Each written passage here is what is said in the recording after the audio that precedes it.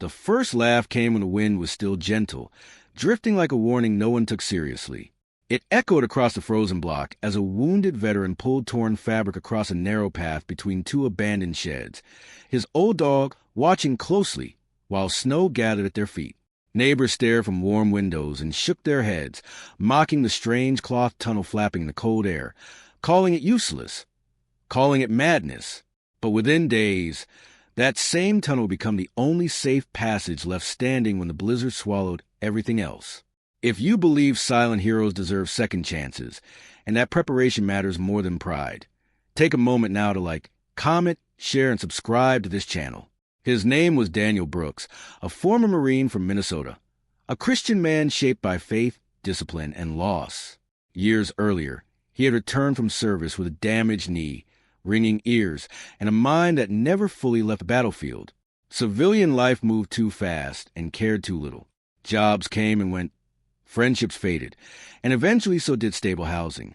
The one constant was his dog, Shadow, a black Labrador mix he rescued during his lowest year. Shadow stayed when others didn't, sensing Daniel's storms before they arrived and grounding him when memories threatened to pull him under. Daniel lived on the edge of a small rural neighborhood. In a cluster of neglected storage sheds he was allowed to use in exchange for maintenance work. Winters there were brutal, with wideouts that erased roads and silence that felt heavier than sound. Daniel watched the weather closely, studying patterns like he once studied enemy movement. That year, signs were different. Temperatures dropped faster. Winds shifted sharply. Old instincts told him something severe was coming. With little money but a sharp mind, Daniel scavenged heavy-duty canvas, tarp material, old seatbelt straps, and insulation foam from scrapyards.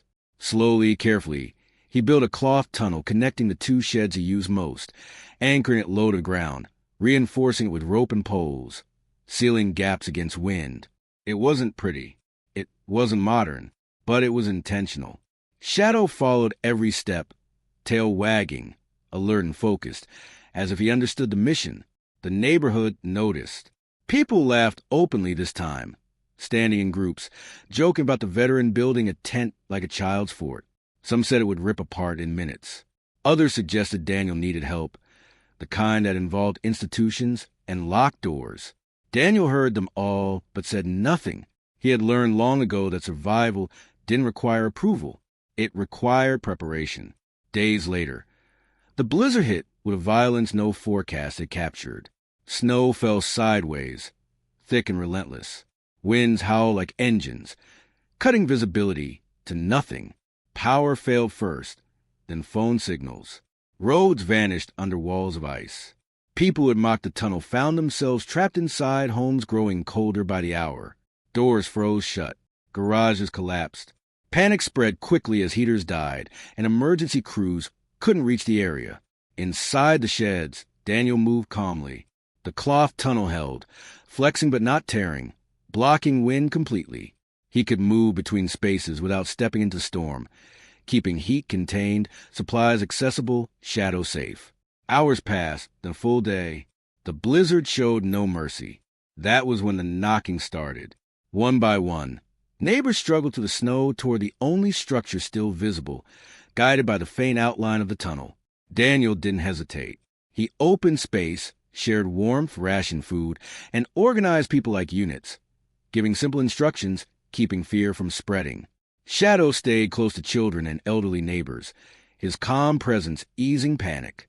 The tunnel became a lifeline, allowing movement, storage access, and shelter when nothing else worked.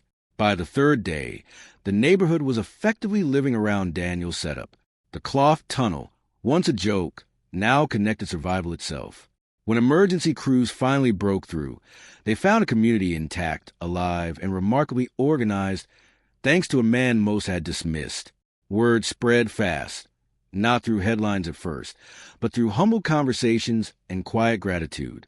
After the storm, life didn't magically transform, but respect replaced ridicule. Local churches helped repair the sheds. A veterans outreach group offered Daniel resources he had never asked for but deeply needed. The tunnel remained standing for weeks, a visible reminder that wisdom often looks strange before it looks right. Daniel never bragged. He didn't explain himself. He simply returned to his routines, walking shadow at dawn, fixing what needed fixing, praying quietly in the evenings. The blizzard had taken much in the town, but it had given something back too, a renewed understanding that the quiet ones, the prepared ones, the overlooked ones, often save the day.